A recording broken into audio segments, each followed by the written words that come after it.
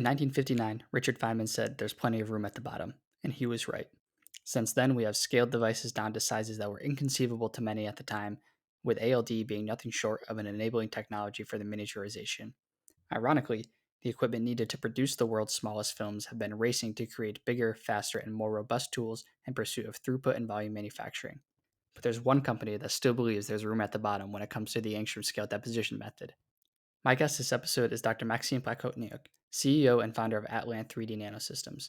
Maksym is a microtechnology expert with a PhD from Technical University of Denmark, a member of the Forbes Technology Council, and a lifelong entrepreneur. His company, Atlant 3D, started in 2018 with co-founders Ivan Kondruta and Julian Bachmann, has created the world's smallest ALD reactor called the Microreactor. The microreactor is a spatial ALD reactor composed of a nozzle head with a series of microfluidic channels that allows the delivery of very small amounts of precursor, enabling the ultimate area-selective ALD. Using their direct atomic layer processing technology, Maksym hopes to revolutionize microfabrication by essentially 3D printing microdevices on demand for MEMS, sensors, photonics, and more. In this episode, I discuss with Maksym his background as an entrepreneur and the origins of Atlant 3D, get a look at the microreactor technology, and learn about their partnership with NASA. I'm grateful to Maksym for being such a fun guest and telling me about his awesome company, and I'm really looking forward to seeing what Atlant 3D has in store for us in the future. So with that, grab your tea or coffee, and please enjoy episode 16 of the ALD Stories podcast. Welcome to ALD Stories, a series of conversations where we share the untold stories of atomic layer deposition and the people behind the technology. This podcast is brought to you by Venek, the home of ALD.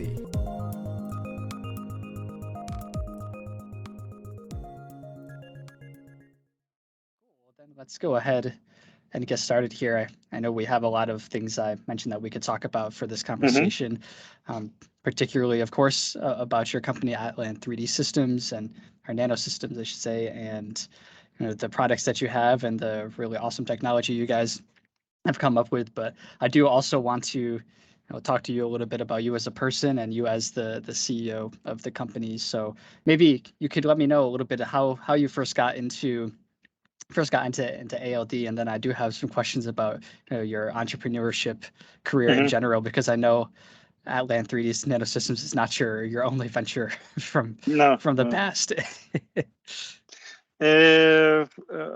ALD was by accident. I never worked with this technique until 2015. And I joined a PhD program at Technical University of Denmark, and I had to use ALD as a part of my PhD project, and it was about making silicon solar cells with passivation contacts made with ALD. So I was using ALD for aluminum oxide, for titanium oxide, for zinc oxide, for platinum. So I was trying to develop different recipes. Then also I use it, especially aluminum oxide, for passivation of black silicon. So I was making a black silicon solar cell, silicon solar cells, and when you make a black silicon with reactive ion etching, that was the main process for that. So basically, you damage surface so heavily, then you have huge losses. Incompatible with solar cell theory, as you might guess. So I had to find a way how to reduce the losses and damage to the surface, and also get some good recipes for passivation. And aluminum was one of the good materials for passivation. And titanium oxide is also good material for as a wide band gap semiconductor for with a good alignment of the energy bands with silicon. So I use it as a carrier selective layer. And that was so interesting for me because ALD is such a brilliant technique. You get always reproducible, high quality films. And playing with this was so easy, comparably like to sputtering or other thin film deposition methods that I was spending sometimes overnight just to make different films, and I placed different substrate like steel and other things. just to see how this works. And of course, within just PhD program, I collect a lot of data. Yeah, so okay, so it wasn't originally part of your project then, the ALD, but you found it as a solution for something you were working on already. Yeah, I got quite interesting results, which I published later on as a part of this solar cell project, particularly on passivation of black silicon and also carrier selective contacts. So in that, my whole thesis was about like 4 chapters out of 6 were about ALD process development and material characterization and how they fit well to the solar cell, silicon solar cells. When you were using this during your PhD, then did you have the capabilities in your lab to do ALD, or did you need to build a reactor? Like, oh, I have an idea. How did you go about actually introducing it originally? Yeah, we had the Picosun R200 reactor, and I was using Technical University of Denmark clean room facility, so it's like a huge nano center. So all equipment is standardized for 4 6-inch wafers. They bring only industrial equipment, industrially developing the equipment. So if you want to place your prototype, it's usually not possible here. So only if you work in a separate lab. So basically all the processes were industry grade, not like handmade processes. For some improvements later on, I have been using some help from Ole Nielsen from Oslo University. He was helping me with nickel oxide ALD and making some samples. So just to test if it fits well with silicon oxide. Also, I've been using help from Fraunhofer Institute on improving aluminum oxide, but that one was more like industrial grade process. So yeah, that was a different type of experience placed into the game. Yeah, I think I feel like I've asked this question to a lot of people because I'm a little bit jaded from my experience in Steve George's lab, because we home built we home built everything. I guess I assumed that everybody had to build their own ALD reactor in every lab, but yeah, of course that's not the case. No, you just tell me where I can find such people. We are looking to hire someone who knows how to build ALD reactors. That would be very interesting. Yeah, well, yeah, look no further than the George Group SU Boulder. I can drop them a line. I'm sure they have people that are getting ready to leave soon. Then, so you started doing ALD. Did you know from the beginning of working with ALD, okay, this is something I want to continue working with when I'm done, or did it gradually, the seed was planted over time? Honestly, I didn't think about that when I was working with ALD. In the end of my PhD, I was thinking like how ALD in general can simplify the microfabrication and make like at least kick off a few processes from traditional microfabrication process, because I'm mostly microfabrication engineer. Most of my career was in that, so I know like how different processes impact on the overall device R&D or manufacturing. And since I really fall in love with ALD, I was thinking, okay, if you kick off this process and this one, you actually can shrink like 30-40% the process and improve the time and the quality of the devices.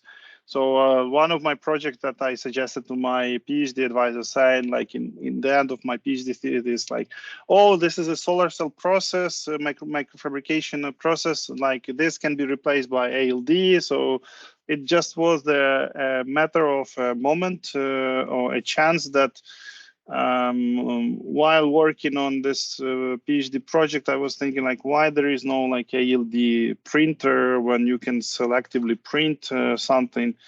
And I was questioning myself about this, and there was no obvious solution. Then I attended few conferences, and one of the conference was here also in DTU, when particularly David Munoz came and presented his spatial ALD setup and results. And I'm like, oh wow, that's actually the thing that can help to make it. Like using spatial ALD, you get this one axis freedom. You get thickness or film deposition independent from the time, more dependent on the speed of deposition. And under atmospheric conditions, so you avoid vacuum. So that was kind of like a moment of Eureka. And then basically I start looking how to develop and made the several sketches, drafted the sketches and went to ALD conference in Barcelona. It was just a workshop, and at that conference I pitched this idea, presented some of my sketches, and this is where I met Ivan, my co-founder, to Atlant, and he came to me after this small sketch presentation saying, look, I actually can help you to make it. I am building the ALD machines for my own PhD project. I know how to make it and so on. And this is how all of this started. Basically, over the evening, the same day, we went with him for beer. And then over the beer, we kind of drafted the full concept of practical realization. So all in one evening, the company was born. Yes. So if you come to our office, you could see on that same time when I was in Barcelona with Ivan. So I was walking the city center and I bought like a very nice, not pictures, not photo pictures, but like drawings, artistic drawings of Barcelona. So we have them on the walls of our current office. I'm sitting like a memory that this is a place of birth for Atlant 3D. That's great. Do you remember the type of beer you were drinking when this was all? No, not all really. born? Not that way. That could be okay. When you need a moment of inspiration, you can go back to that. Yes. Okay, that's fantastic. So yeah, born in Barcelona then, but now centered in Copenhagen. And did you meet Julian soon after, or was that a little bit later on? It happened quite soon after that event. What happened next? Within 1 month, we start working actively with Ivan, and we filed the first patent almost immediately because obviously we saw the commercial potential. And Ivan went, I think, to Warsaw conference, MRS conference, and he met Julian. And I think they knew each other before, like somehow. And he asked Julian, I just met Maksym. He's in Copenhagen. I'm in Slovakia and Bratislava, and we're looking for the lab with expertise in ALD. And then Julian said, "Oh, actually, like if it doesn't cost me anything, you can come and stay, and you can use my resources. I can help you with expertise." And all of this started this way.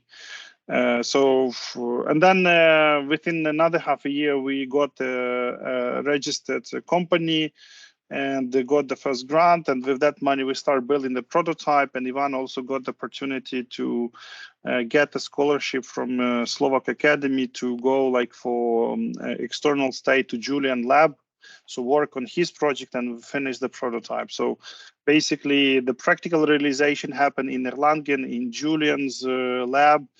And actually that was a critical moment for pushing the first prototype to work and set this. So it was a significant impact on moving forward. And during this time, then were you traveling a lot between Copenhagen and between Julian's lab in Germany? Yes. It's like I was not there so often. I was traveling like once per 3 months. And when you start your company, basically all your thoughts is like where to get money. So I made the decision that I quit my postdoc and start the company and I full time. And Ivan said, "Look, I cannot quit." And he was a PhD student and then only dedicated part-time of his own time. Julian dedicated also some hours. So basically, I was a full-time and working on getting more funds and different grants and attracting companies. That's actually why we managed within this few years get the commercial attraction and attract investors, because they saw, okay, these guys are not typical PhDs. or engineers that only think how to make the technology. They want to make commercial success and also validate the market need. So that was our strategy basically. Yeah, So that's really big. I think I've worked in a little bit in tech transfer in the past, and I mean it's you kind of need people helping professors and helping researchers like move things from their lab to the actual industry, to actual commercialization. So having those skills yourself as the actual engineer or researcher is super helpful. You looked like you had started some companies back in the Ukraine in the past. Was this did this help you build the foundation for Atlant 3D, or at least give you some kind of more commercial mindset to pull from? yes, it helped a lot. I would say in general, I just understand now that I have a quite entrepreneurial mindset, and it also comes not only with the experience of running the company, but probably even from childhood. I've been living in Ukraine in 90s, and this was a very hard times in Ukraine after collapse of Soviet Union. There was no jobs, and kind of you need to be inventive, entrepreneurial. So like we had several family businesses, like small ones, and that's when I learned how to earn first money, and then get into university. I started few smaller companies. One of them was in 2003. Me and my friend, we made a student tourist company. So on weekends we were bringing students to attend different places in Ukraine, like to Kiev, to Lviv, or to other like tourist attractive places. Second one, I started in 2006 after I graduated with master, and I was looking for some business to feed my family. I was married and already was expecting a first kid. So I made a photo and video studio, and within 1 year I turned it into like 10 people studio. So we start getting a lot of orders, working with customers. So this actually helps to understand why marketing is important, as you can see for the companies. You can understand how to earn money and how to make prices for your services, how to work with people, how to be service oriented, developing soft skills, which are very important, either you engineer or not engineer. And I think that was a great experience for the current Atlant journey as well. Yeah, I mean, I have to take a moment to commend Atlant's marketing abilities. I think it's fantastic. Your website is beautiful, and if people haven't seen your photos from the ALD conference with all the professors and other folks with your cover from Small Methods, then they need to check them out because yeah, absolute genius little campaign there. I think. Thank you. keep updating. We are going to make something. Our marketing teams work on some very interesting ideas, so we will soon start releasing them. So, and we have some interesting ideas for the market product promotion, like services and equipment, that we will also start soon to deploy. So we have a quite creative team in that direction. So always something happening. Yeah, that's fantastic. I'm looking forward to seeing it. Well, good. Well, maybe let's move into some stuff about the actual technology you guys have at Atlant. But first question is the name. Where does the name come from, Atlant? Of course, 3D Nanosystems. Maybe everybody could figure that out a bit. But yeah, your branding of the company, name of the company. How did you guys come up with that? Yeah, that's a kind of interesting story as well. So we've been working with a few DTU professors and writing a grant proposal to get the funding for the first time to fund the first prototype. And we were thinking about the acronym for the project, and all of what we tried to come from different angles was, okay, it's atomic layer processing or atomic layer technology.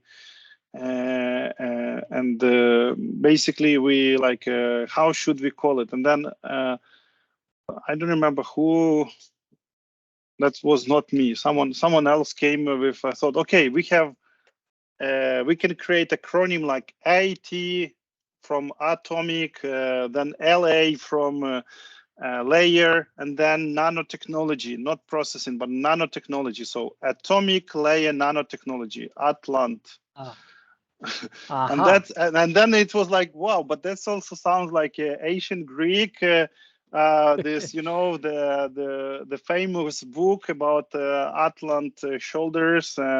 And the Atlants well known as the one that stand and hold a big weight and kind of the solid abstraction. You can imagine like something that a strong leg or strong hold. And it was immediately, oh yes, that sounds very, very nice. And it's immediately you get some feeling, and you have also a very nice explanation. Atomic layer nanotechnology, that's it was stand for. And then we additionally added, okay, so since we can also print in 3D by combining multi-layers, so let's add 3D. That will be differentiation from just Atlant. Very often we now start using just Atlant 3D. And Nanosystems, it's kind of, we're moving more and more away from this just to simplify the naming, because this becomes the differentiator and everyone knows what is Atlant 3D, or at least that's a feeling we get now. Yeah, I would say Atlant 3D is very recognizable. So yeah, I think you got it. And now, yeah, that makes so much sense. I was for a little bit racking my brain, like, okay, let me see if I can figure it out. But it would be a better story to to hear from you anyway. Then let's talk a little bit about the microreactor, about your actual technologies. So, and I've seen the posts that you made in the past after Benek had made the P1500 and claimed the largest ALD reactor, and now Atlant 3D will claim the smallest ALD reactor. So, if you could walk us through a little bit of explanation about the microreactor and about this atomic layer direct write that you can do. Yeah. So I was following that. I think that was Tony, right? It was Tommy, yeah. Tommy. So we talked with Tommy before a long time ago, and I really like talking to him. He gave me some very interesting advice like few years ago. So I'm following him, and then he said like, yeah, Bennett made one of the biggest reactor, and I was like, well, okay, let me tease him. So we made the smallest ALD reactor. Then for all the auditorium that will be watching us, this is the whole ALD reactor holding in my 2 fingers.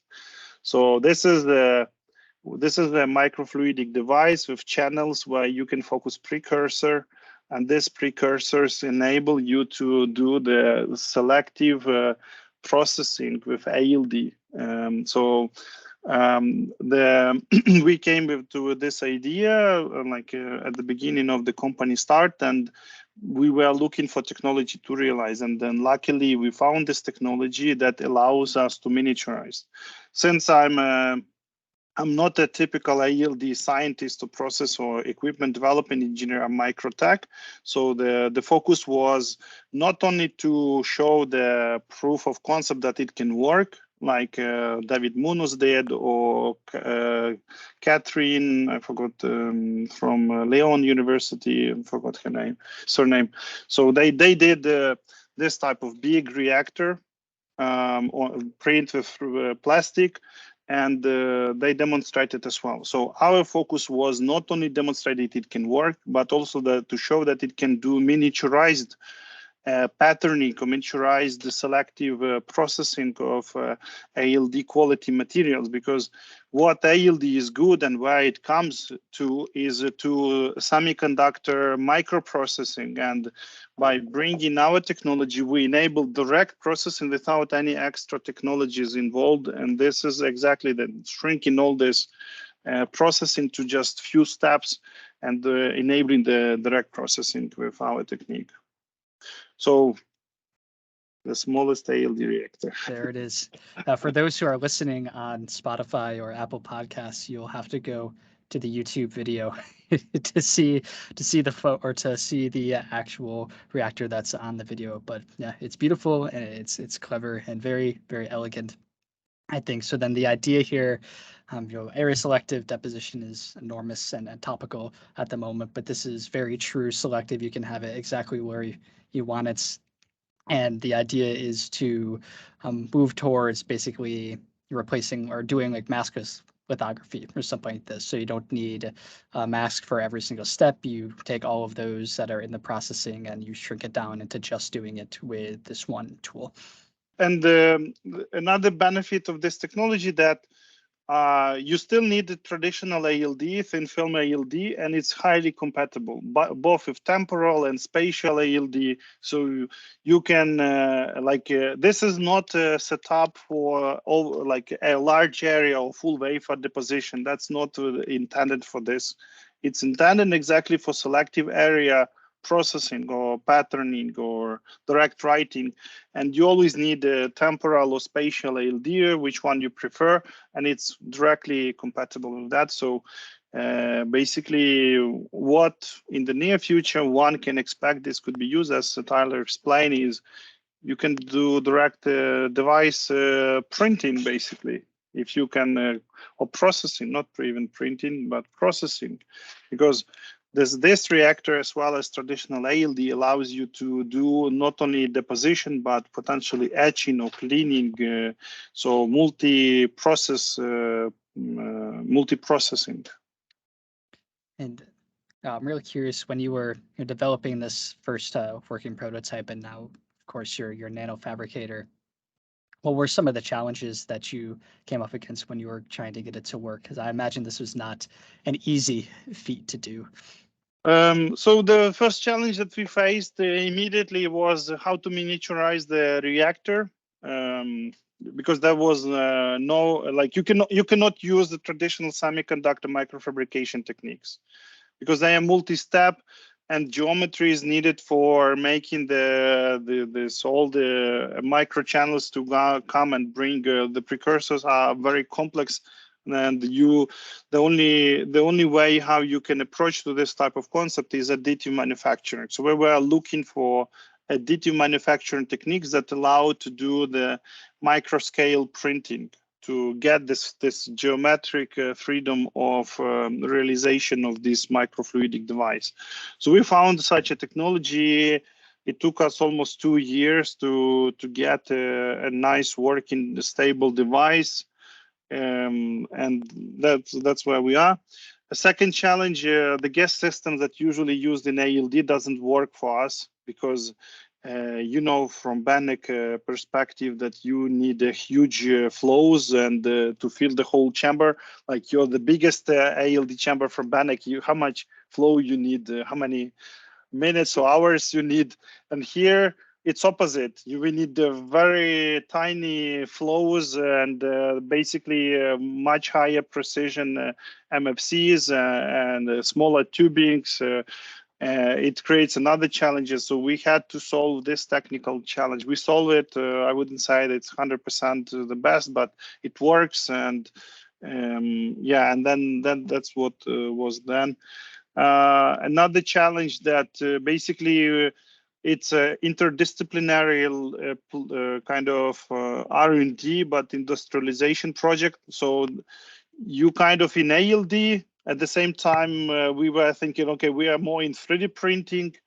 Then we need to consider that we are in printed electronics or microfabrication.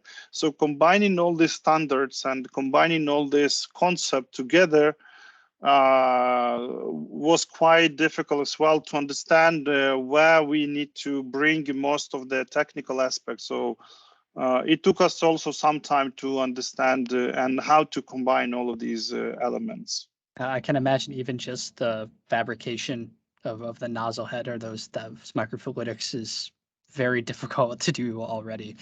I think I remember from your talk, there was a question the talk from in Ghent that is there's a question about the precursors and that being a really interesting fact about your system is that you can't use traditional ALD precursors really because some of them have very high vapor pressures and you kind of need to have more like localized flow and a little bit of lower vapor pressure to kind of control that. And if you would have traditional precursors, you get a lot of CVD, I think, if I remember right. Yeah.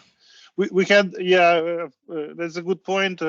We had this challenge for some precursors, like for diethyl zinc, for example. Those precursors that have a high vapor pressure, they deliver too much of precursor, and they basically clog or dominate the flows under the nozzle. So we had to invent different temporary solutions. So, for example, we've been cooling precursor instead of heating. So the drawbacks of this method. This method basically creates a lot of condensation in a gas box with a lot of electronics.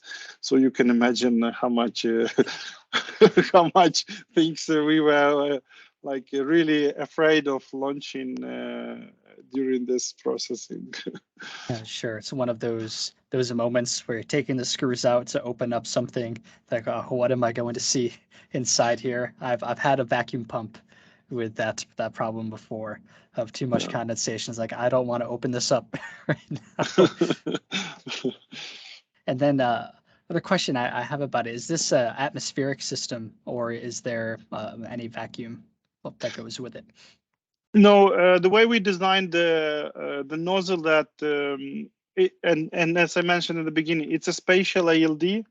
So as you know, spatial ALD, it's atmospheric pressure system. So of course you can place in a glove box and push argon or nitrogen as a control environment. Right now we operate our machine at regular conditions, like just a lab. The way the nozzle is designed, that we have the vacuum and the nitrogen or argon rings like a curtain, so we can have like a localized environment just under the nozzle to avoid the two precursors intermixing and having a CVD and just having a pure ALD. It's not always the case. There are some exceptional cases when this actually broken, this principle is broken, then we get CVD, and it's a drawback of this. But this machine can work at atmospheric conditions. We have the plan also to test it at vacuum, but we didn't see that other people tested at vacuum, or at least we didn't find those results. So there might be challenges in that. But we also see the benefit of having this at atmospheric conditions, because basically this opened up a lot of possibilities. So reducing the processing time and loading time and a lot of other benefits in the processing. Great. Okay. I would like to, push everybody listening to go to your website and check out the videos that you have there and some of the animations. I think they're really interesting in case, you want to see how this thing actually works and the spatial ALD aspect that's behind it. If you're not familiar with spatial ALD, this kind of concentric circle method, I think is a really, really clever way to do this to enable this direct writing. So something that maybe will be interesting for people around these is what is your resolution again for the reactor, and what's the roadmap for your what you're trying to get down to? Yeah, so we started with 400 micrometers. So that's the one that we release with pilots to test with customers. We validated the nozzle for 100 micrometers. It's still it's working, but we are not releasing with the customer projects yet, because this requires some upgrading. And we now finishing the 50 micrometer nozzle. Hoped within the next few months we would start testing. And we're now designing 20 and 10 micrometers. The goal is to reach with the current technology for micro nozzle to 1 micrometer. But because of the principle, it becomes more and more challenging. So we're looking for different solutions. We already have solution one that we even patented, but I cannot talk yet, that we can go in sub-micrometer resolution. But again, I'm not ready yet to talk about this for IP reasons. That is fine. Please keep it to yourself for now. We'll do another episode at some point. You're ready to talk about it. Yeah. Okay, yeah, that's fantastic. And just remember again back to your talk in Ghent, you had done an entire many sensor depositions, basically your printed sensors using your technology, things that usually would take many days to do. You had done in a couple days with all the steps for the is it a MEMS sensor or a pressure sensor that you had made, and did it in 3 days. We made more than just the pressure. We made the temperature. Now we making some integrated sensors on the complex surfaces for some customers. So there are a lot of different options. What type of devices can be made, and we try to be customer driven and get more like a project that can cover the cost. Because we in a startup, first of all, you need to think how you can show your investors that this is not just for research, but there is a market that wants this solution, and it just needs a time to deliver some stable solution. So that's the logic that any startup needs to place into the game. And then, speaking of people who want your solution, let's move over to was it your first customer or one of your first customers in NASA who tasked you with building a zero gravity nanoreactor? Is that right? Yeah, so yeah, NASA became the first equipment purchasing customer. That was also a funny story.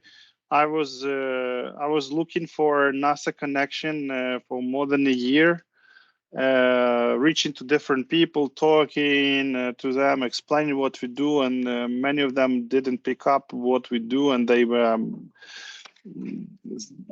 showing us different directions, which obviously didn't work. And then by accident, I saw the article by NASA scientists that said, I'm working with ALD, and we want to make it ALD to work in space. So that was Vivek and Vivedi, and I reach out to him basically on LinkedIn, and I said, look, Vivek, we have this technology, probably that would be of interest. And basically he replied quite fast, and it was summer vacation, and then by end of summer we basically settle the project and start building the machine.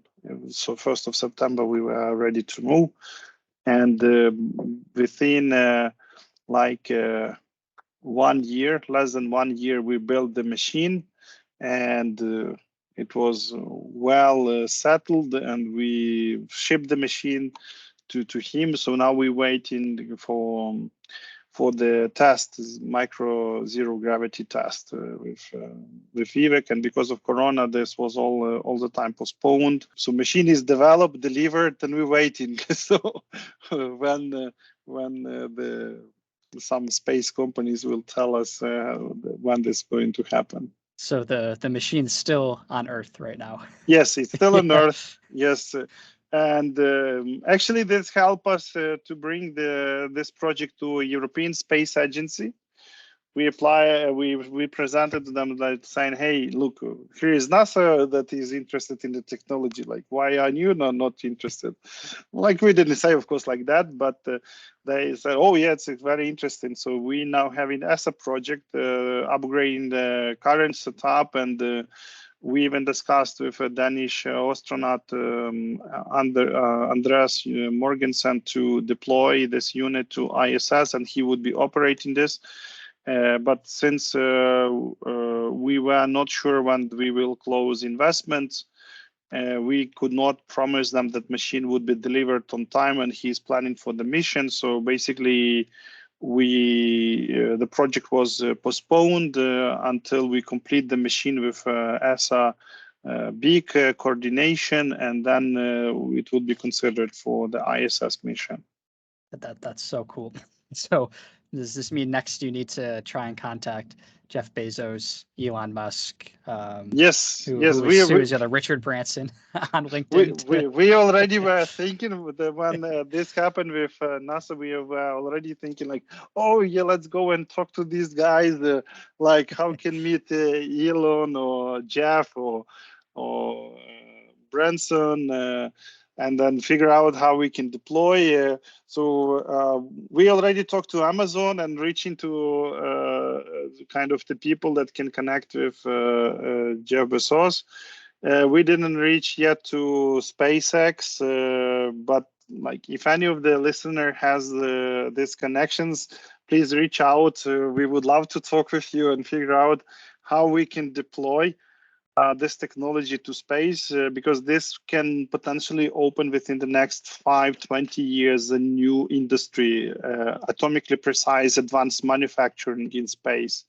So we are looking into this like nobody did this advanced manufacturing in space, and you can consider ALD is a perfect fit technology for this type of applications, because you don't need gravity for directing atoms and molecules in space. You direct them with the flow, where you target the flow, where this is where you deliver atoms and molecules.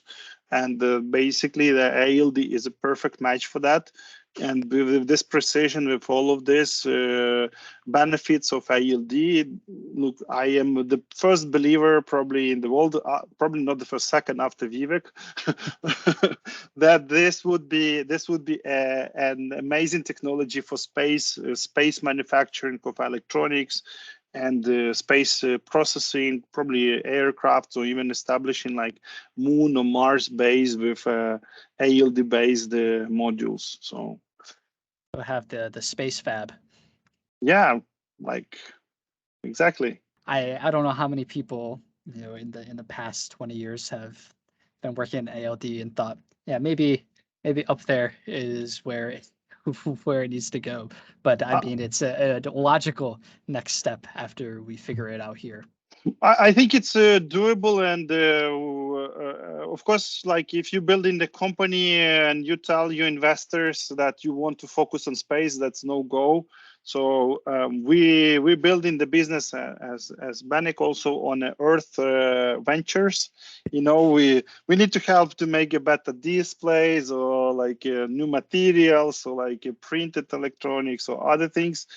And I think space is kind of a dream for everyone, from a small kids to the very old scientists, that they want to bring their inventions to space. So I think when we dream, we make possible not only applications for space, but everything else. So I think we should keep dreaming, but making things real as well. Absolutely. I think the next time I'm playing Terraforming Mars, I will make my own card that's build an ALD base. Don't forget to place A with a dot and the circle around. Yeah, I'm gonna make custom Atlant 3D pieces to add into the into the set. So that's great. So now it's waiting for them to test in their own microgravity systems. Then I imagine you weren't doing those kinds of testings at your facilities. Yeah. We are really looking into that. I'm just counting like every minute, like when it's going to happen. So really want to get there. Fantastic. Yeah, I think it's such an interesting application, and I mean, having NASA as your very first equipment purchase is a pretty awesome thing to be able to tout. Did that happen to propel any other opportunities or spur anything new after that was announced? Oh yes, it helped a lot. Not only from commercial side, but from marketing and PR. And also from technical side, it gave a lot of boost. So when we were formulating the pricing for that project, we thought, okay, look, like, are we chasing money, or are we chasing, reputation as well? So we decided to chase reputation and actually enable that project happens, rather than chasing the money. So it's another advice to those who wants to launch a startup. In your initial phase of the company, when you cannot generate revenue from sales, you should not chase revenue and place in very high prices for customers, especially when you still have a lot of R&D on your technology. Rather than chase reputation and building this portfolio of cases, and it's connected to venture cases. Like, if your company needs investment, then you show that you have a lot of interested customers, and they pay even, like, I don't know, small amounts, but they are committed, rather than showing that you have a lot and just you charge a lot, but you have only 1 or 2 customers. Like, of course, it's not the case if you can generate significant revenue and sell a lot, then it's different case. I mean only the case when you have to spend a lot of on R&D and you cannot immediately generate revenue. So then you build reputation. Yeah, that can only imagine the kind of credibility and validation Yeah, that it gives credibility. you. Yeah. Well, fantastic, Maksym. This has been so much fun. I have one last question for you, and it's just, what is your favorite thing about Atlant 3D / what are you most looking forward to in the near future for the company? Yeah, every day I wake up with the feeling that like I'm sleeping probably too much, and there are so many things that needs to be done, and there are a lot of kind of happened within these few years, and I think just because of a lot of enthusiasm, not only mine, but generally a lot of people that help us. Because this, as Julian once said, it's a once per lifetime opportunity when you have a possibility to develop quite unique technology, have opportunity to see how it grows, to turn it from just a very ugly prototype into something that people like and can accept, into some equipment or the process, and then how this technology can potentially change. So of course, we are not in the phase that we already can change certain industries. That's what I wanted to say. But we are already past few phases, which not always scientist or engineer has opportunity to pass. So I and probably the whole team is looking forward what can happen next, what would be tomorrow. And I can tell you, like, keep watching for our updates. In the next few weeks, we're going to announce quite interesting things. So this is good. I think this will be out by that time, so it'll help build the suspense. Yeah, I can only say that we are going to expand significantly, and we are already looking to hire people.